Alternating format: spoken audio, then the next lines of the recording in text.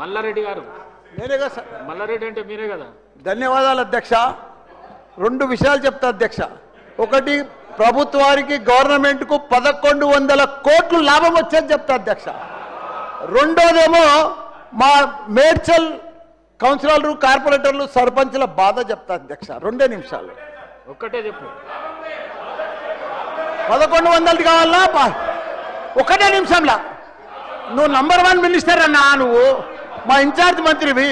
నీకే చెప్తున్నా, మా ఇన్ఛార్జ్ మంత్రి అని చెప్తున్నా. అదే రెండోది చెప్తాను. ఒకటి, మా అన్ని మాకు దిష్టి తగిలిందా ఏం తగిలిందో మా మేడ్చల్ నియోజకవర్గానికి 61 గ్రామాలు పోయి అన్ని మున్సిపాలిటీలు అయినాయి. 3 కార్పొరేషన్లు ఉన్నాయి, 7 మున్సిపాలిటీలు ఉన్నాయి. ఇంకా మనం 3 మున్సిపాలిటీలు చేసిర్రు. మాకు కౌన్సిలర్లు, కార్పొరేటర్లు అంతా కూడా 10 ఏళ్ల కోసం రిజర్వేషన్ తెచ్చినుండ్రి మా టీఆర్ఎస్ ప్రభుత్వం. ఇప్పుడు 5 ఏళ్లలోనే మొత్తం సమాప్తి చేసిరు కాబట్టి వాళ్ళంతా బాధపడుతుండ్రు. సేమ్ రిజర్వేషన్, సేమ్ కౌన్సిలర్లు, సేమ్ మున్సిపాలిటీలు, 13 మున్సిపాలిటీలు జిహెచ్ఎంసీలో కలపకుండా అట్లనే పెట్టాలన్నా. దయచేసి శ్రీధర్ అన్న అదొక్కటి మనవి. రెండోది, మీకు లాభం వచ్చేది చెప్తా. 1100. మంత్రి గారు అధ్యక్ష నోట్ చేసుకోవడం జరిగింది అధ్యక్ష. మందుల సామ్యుల్ గారు. సార్ మీకు ధన్యవాదాలు సార్. మా నియోజకవర్గంలో ఓయప్ప రాగే